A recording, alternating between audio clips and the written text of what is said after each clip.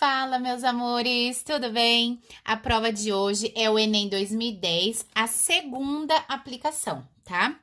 A primeira questão traz uma tirinha de Calvin e contextualiza que a altura das girafas permitindo que ela mastigue os brotos mais suculentos e mais altos, e mostra Calvin aqui com uma perna de pau tentando pegar um potinho de bis. A questão diz assim: o ser humano, na busca de atender suas necessidades e de se apropriar dos espaços, adotou a acomodação evolucionária como forma de sobrevivência ao se dar conta de suas deficiências impostas pelo meio? Tá errada, já elimina. B. Utilizou o conhecimento e a técnica para criar equipamentos que lhes permitiram compensar as suas limitações físicas? Perfeita. A C está errada, pois diz que o ser humano levou vantagens em relação aos seres de menor estatura por possuir um físico bastante desenvolvido que lhe permitiria muita agilidade. Nosso físico não nos permite tanta agilidade quanto de outros mamíferos com menor porte. D. Dispensamos o uso da tecnologia? Não. E a E está errada, pois diz que sofremos desvantagens em relação a outras espécies por utilizar os recursos naturais como forma de se apropriar dos diferentes espaços. É justamente isso que ele teve como vantagem aqui. Utilizando um produto natural e o conhecimento, a técnica, ele conseguiu alcançar então seu alimento e estar evoluído, beleza? A questão 2 fala sobre o ser humano e a sua capacidade de sofisticar mecanismos de extrair da natureza os seus recursos. E o exercício pede para nós uma possível consequência do avanço das técnicas sobre o meio natural. A letra A está certa, pois diz assim: a sociedade aumentou o uso de insumos químicos, agrotóxicos e fertilizantes e assim aumentou os riscos de contaminação. Beleza. A B diz que o homem, a partir da evolução técnica, conseguiu explorar a natureza e difundir a harmonia na vida social. Cada dia tá mais difícil isso aqui, né, gente? Nosso sonho. Letra C. As degradações são reversíveis? Não. D. O desenvolvimento técnico supera os efeitos negativos da degradação? Não. E a E também está errada, pois diz que as mudanças provocadas pelas ações humanas sobre a natureza foram mínimas. Então, a resposta certa, a letra A. A 3 fala sobre o crescimento rápido das cidades e que esse crescimento não acompanha, né, toda a infraestrutura que seria necessária para uma melhor qualidade de vida. O exercício pede para nós como estabelecer o estímulo a uma relação sustentável entre conservação e produção. Isso pode ser obtido a partir do aumento do consumo? Não! A partir da seleção e recuperação do lixo urbano, que já é uma prática rotineira nos grandes centros? Não. Diminuição acelerada do uso de recursos naturais, ainda que isso represente perda da qualidade de vida, isso é contra a sustentabilidade. D, tá certa, pois diz assim: fabricação de produtos reutilizáveis e biodegradáveis, evitando-se substituições e descartes como medidas para a redução da degradação ambiental. Perfeita. E aí está errado, pois fala em transferir os aterros sanitários para as partes mais periféricas das grandes cidades, visando a preservação dos ambientes naturais. Normalmente os ambientes naturais estão nas áreas mais periféricas, né? E fazendo isso a gente não vai preservar esses ambientes. Resposta certa, a letra D. Já na questão 4, a gente tem uma questão que fala sobre a reciclagem do lixo e fala assim: a prática abordada no texto corresponde no contexto global a uma situação de sustentabilidade que a reciclagem do lixo reduz o buraco na camada de ozônio? Não. Ameniza os efeitos das chuvas ácidas? Não. Diminui os efeitos da poluição atmosférica? Também não. Diminui a possibilidade da formação de ilhas de calor nas áreas urbanas? Também não. A reciclagem do lixo urbano reduz a utilização de matérias-primas nas indústrias de bens de consumo. E isso economiza, então, com toda certeza, todos os recursos naturais que a gente tem. A questão 5 traz pra gente um mapa com ocorrência de chuva ácida, onde temos regiões com extrema ocorrência, né, extremamente alta ocorrência de chuva ácida. Temos regiões que a ocorrência é alta e temos regiões em que há indícios de chuva ácida. A maior frequência na ocorrência do fenômeno atmosférico apresentado na figura relaciona-se a concentrações urbano-industriais, uma vez que a queima de combustíveis combustíveis fósseis de indústrias que liberam principalmente óxidos e dióxidos de enxofre e de nitrogênio, causando então a chuva ácida, tá? As outras alternativas são totalmente não relacionadas com esse fenômeno. Queimadas florestais não gera chuva ácida, extrativismo vegetal também não, nível de pobreza muito menos e climas quentes e úmidos também não. Então, a resposta certa é a letra A. A questão 6 também fala da interferência do homem no meio ambiente, fala sobre proteção ao planeta e fala que houve uma convenção sobre a diversidade biológica durante a Rio 92. O exercício quer saber de nós: qual é a dificuldade encontrada pelo Brasil em seguir o acordo da Convenção sobre a Diversidade Biológica? Dentre os fatores, qual fato é o mais difícil para o Brasil adotar as diretrizes que foram combinadas nesse encontro? O fato de ocorrer a extinção de várias espécies em larga escala? O fato da alta biodiversidade impedir a sua conservação? É até bizarro, né? A utilização de espécies nativas de forma sustentável ser utópica? Pelo amor de Deus, gente, nós temos que acreditar que a sustentabilidade é o meio mais certeiro da gente conservar as espécies. A letra D está absolutamente correta, pois uma grande dificuldade encontrada pelo Brasil é justamente a grande extensão de nosso território, o que dificulta a nossa fiscalização.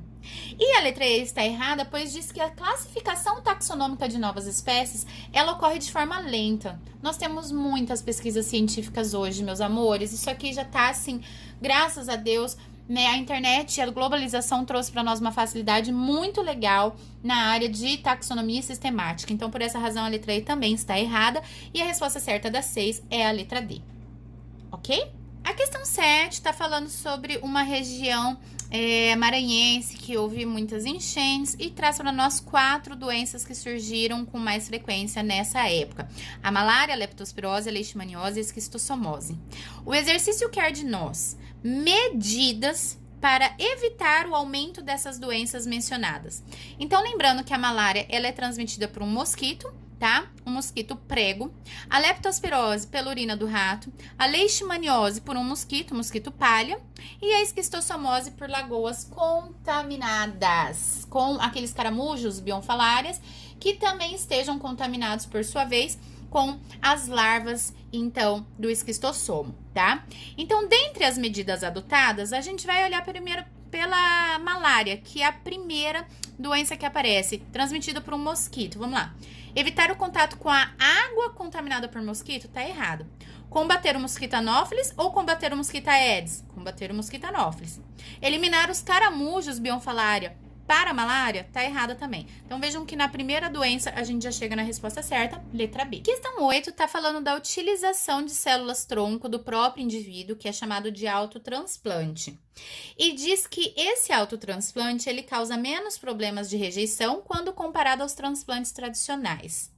Isso porque as células-tronco se mantêm diferenciadas após a sua introdução? Não, as células-tronco, elas se diferenciam naquele tecido que está sendo necessária a sua substituição, ou que ele está lesionado, ou que ele está necrosado, enfim, ela sempre vai se diferenciar, tá?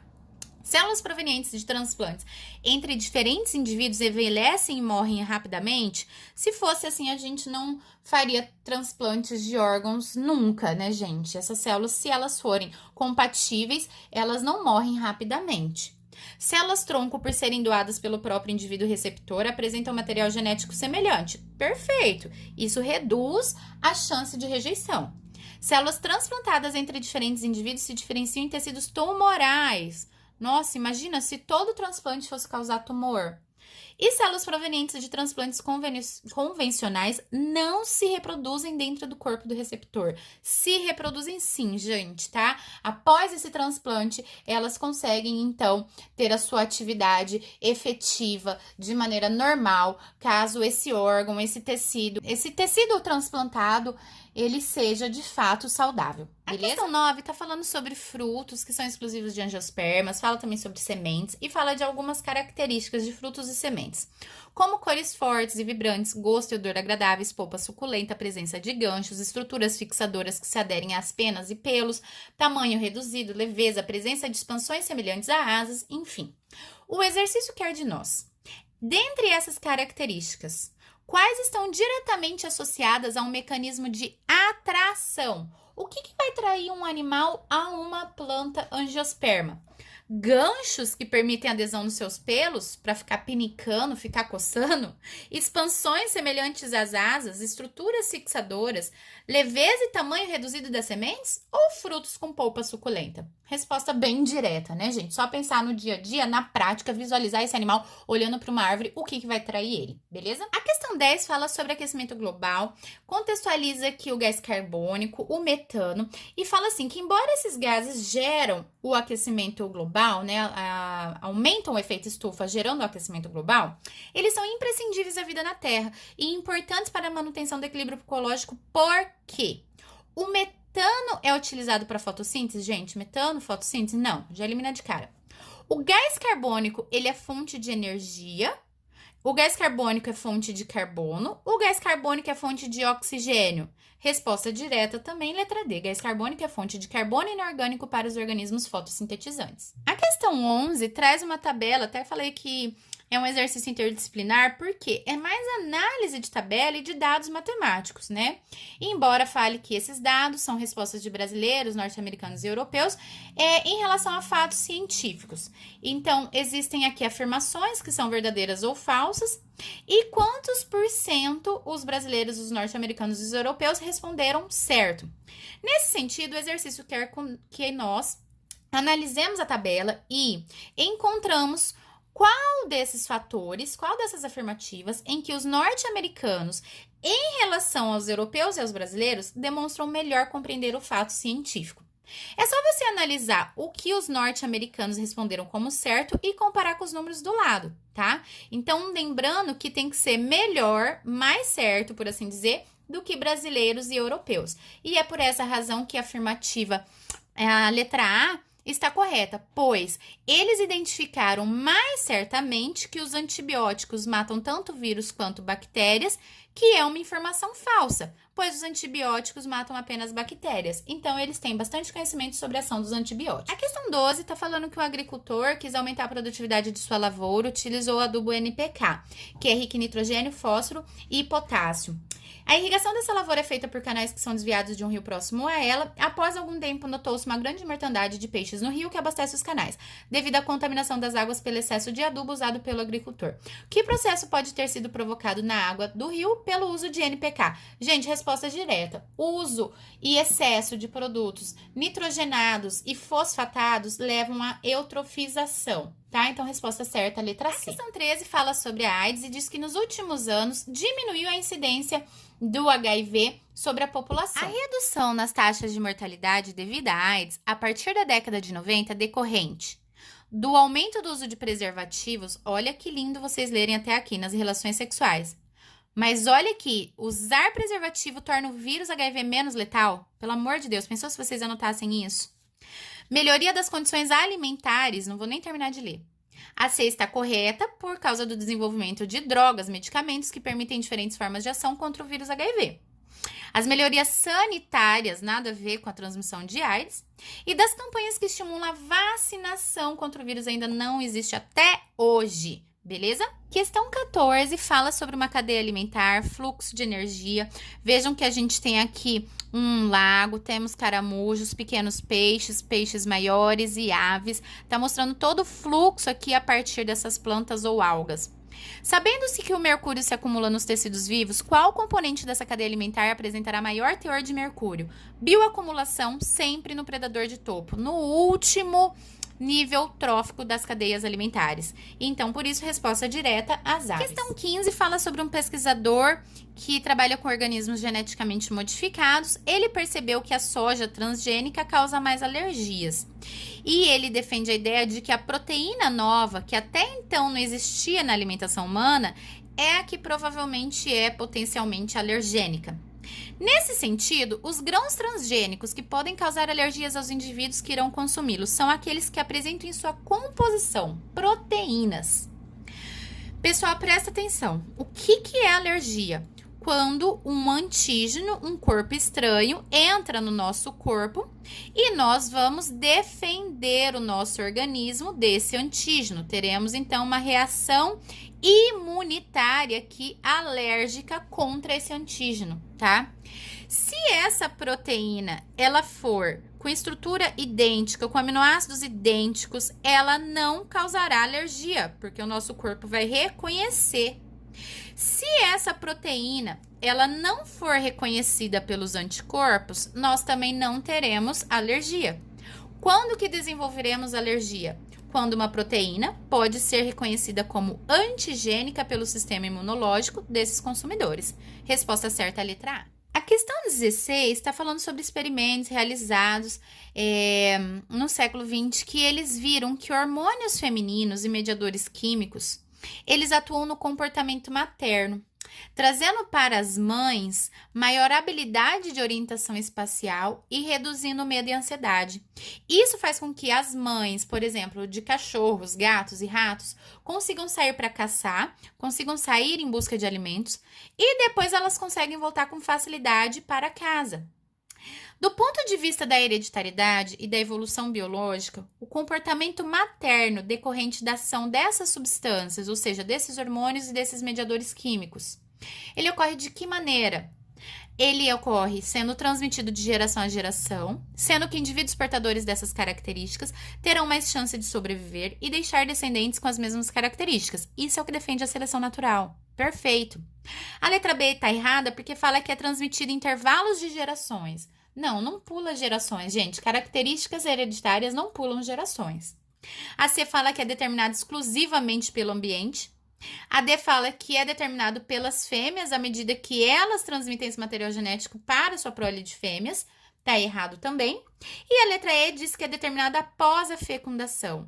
Do ponto de vista da hereditariedade e da evolução biológica, nós acreditamos que as características herdadas são atribuídas à sua prole pelo pai, pela mãe, e que estes descendentes, eles podem ter, então, as características que serão selecionadas pelo ambiente, tá? É isso que prega a seleção natural e é por isso que a letra A está certa. Questão 17 fala sobre os corais, que eles poderão estar extintos até 2050, tá? Que eles já tiveram 10% da sua população afetada por uma praga chamada praga branca, que provavelmente é uma bactéria, e que os cientistas atribuem a proliferação das patologias ao aquecimento global, à poluição marinha e também que isso está relacionado à redução da imunidade dos corais e à estimulação do desenvolvimento de novos patógenos. A fim de combater a praga branca, a medida mais apropriada, segura e de efeitos mais duradouros seria aplicar antibiótico na água, beleza, mata tudo que está na água.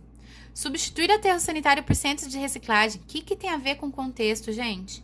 Introduzir espécies exóticas, pelo amor de Deus, tá errado.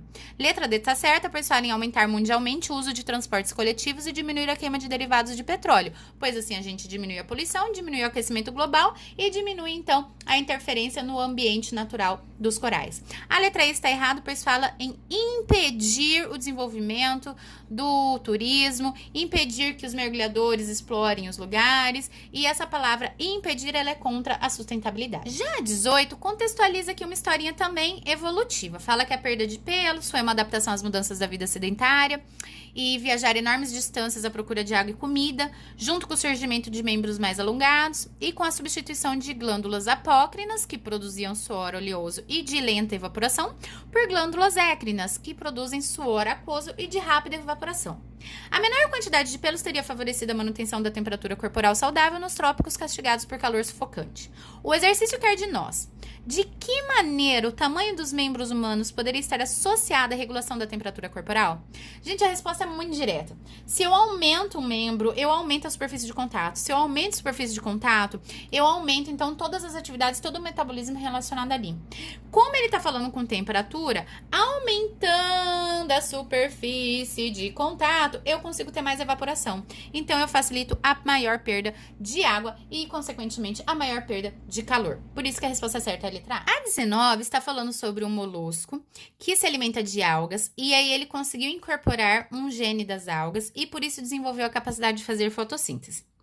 Essa capacidade deve estar associada ao fato de o gene incorporado permitir que ele passe a sintetizar clorofila ou citocromo? Clorofila. Temos 3 opções. Clorofila por quê? Porque a clorofila transfere energia de luz para compostos orgânicos. A energia dos fótons, certinha. Quem não lembra da aula de metabolismo energético, eu vou deixar aqui em cima marcadinho para vocês assistirem aqui no canal, tá? Clorofila que doa elétrons para converter gás carbônico a oxigênio? Não! O oxigênio ele é obtido da fotólise da água na primeira etapa, na etapa clara da fotossíntese. E clorofila que utiliza a energia do carbono para produzir glicose? Não! Nós utilizamos a energia dos fótons, ou seja, a energia luminosa, e utilizamos o carbono inorgânico para produzir glicose, e é por essa razão que a resposta certa é a letra A. A questão 20 está fazendo a relação da cafeína com a adenosina, porque ambos possuem os mesmos receptores no nosso cérebro, têm ações na atividade cerebral. Então, são atividades que se equiparam, mas ao mesmo tempo são antagônicas. Eu fiz um esqueminha aqui só para ficar claro o que o exercício traz pra gente. A cafeína e a adenosina, elas possuem receptores iguais. Então, uma vez que a gente tomar cafeína, os receptores cerebrais, eles estarão ocupados e nós não teremos a adenosina sendo ligada aqui, então, na nossa região cerebral. O que a adenosina faz? Ela aumenta a dilatação dos vasos. Quando ela aumenta a dilatação dos vasos, ela diminui a nossa pressão, ela diminui a atividade das células e ela está associada ao sono. Se os nossos receptores estiverem ocupados, não teremos adenosina e teremos cafeína no lugar. Só que a cafeína, ela aumenta a atividade cerebral. E além dela aumentar a atividade cerebral, fazendo com que haja contração dos vasos sanguíneos e aumento de pressão, ela estimula a hipófise, então, a estimular a secreção dos hormônios das suprarrenais. E aqui a gente tem a liberação de adrenalina. A adrenalina é o hormônio do alerta, ou seja, tudo que a cafeína faz é antagônico ao que a adenosina iria fazer, certo? E aí, nesse sentido, o exercício pergunta pra gente, olha só. Infere-se do texto que o objetivo da adição da cafeína em alguns medicamentos contra dor de cabeça é contrair os vasos sanguíneos do cérebro, diminuindo a compressão sobre as terminações nervosas, tá certo? Porque se eu contraio os vasos, eu diminuo essa pressão externa e aí eu tenho um relaxamento da dor de cabeça. A B tá errada porque fala aumentar a adrenalina leva à analgesia. Gente, ao contrário, né? Aumentar os níveis de adenosina, eu tomar cafeína aumenta os níveis de adenosina? Não, ao contrário também. A D e a E estão certas, mas não é relacionada a dor de cabeça. Então, isso que vocês têm que prestar atenção com as questões do Enem, tá? Porque o uso de cafeína induz a hipófise a liberar hormônios estimulando a produção de adrenalina? Sim. Excita neurônios aumentando a transmissão de impulsos nervosos? Sim, também. Mas é isso que tem a relação com remédio contra dor de cabeça? Não. Então, vocês prestem muita atenção no objetivo da questão e é por essa razão que a 20 é a letra A. Questão 21 eu adoro, eu sempre falo nas aulas, porque as estrelas do mar, elas comem ostras e isso traz muitos prejuízos econômicos para os criadores e para os pescadores. Então, antigamente, eles pegavam as estrelas do mar, cortavam elas e atiravam de novo à água. Só que hoje a gente sabe que isso não reduz o número de estrelas, e sim que aumenta, pois nós sabemos que as estrelas do mar têm uma alta capacidade regenerativa e reprodutiva, sendo cada parte seccionada capaz de dar origem a um novo indivíduo. Resposta direta também, tá? Um lindo exemplo de regeneração no reino animal. E para finalizar, essa questão com este esquema mostrando para nós que existe um sistema de relógio aqui, no qual o vaso da planta tá fixo aqui, estão vendo? Olha o caule dela e há o sentido do giro, a planta está girando o tempo inteiro neste sentido. Se a planta está girando o tempo inteiro, a distribuição dos hormônios, gente, vai ser uniforme. E é isso que o exercício contextualiza conosco, que a produção dos hormônios vegetais, como a auxina ligada ao crescimento vegetal e a sua distribuição pelo organismo, são fortemente influenciadas por fatores ambientais. Neste experimento, o fato da planta do experimento crescer na direção horizontal e não na vertical pode ser explicado pelo argumento de que o giro faz com que a auxina se distribua uniformemente nas faces do caule. A ou D, por isso inibe o crescimento? Ou por isso estimula o crescimento de todas as gemas de forma igual? Resposta direta, letra A também. Eu só queria deixar uma observação que esse exercício foi retirado de um vestibular da Fundação Carlos Chagas de São Paulo. O mesmo desenho, gente. Então, sempre quando eu acho essas relações, eu trago para vocês na apostila, tá? Com a explicação também. Pois isso reforça a ideia de que nós temos que praticar resolvendo exercícios, muitos exercícios, de vestibulares, de Enem, de provas todas. Por quê? As provas, elas podem ser baseadas em provas já existentes, principalmente o Enem, faz muito disso, e vestibulares que são da mesma banca, tá? Então, vale a pena sempre resolver outras provas, e com isso eu finalizo mais um Enem, mais uma prova, eu volto logo mais trazendo novas resoluções para vocês. Um beijo no coração, bons estudos, e deixem o seu feedback, indicam para os seus amigos, e até mais!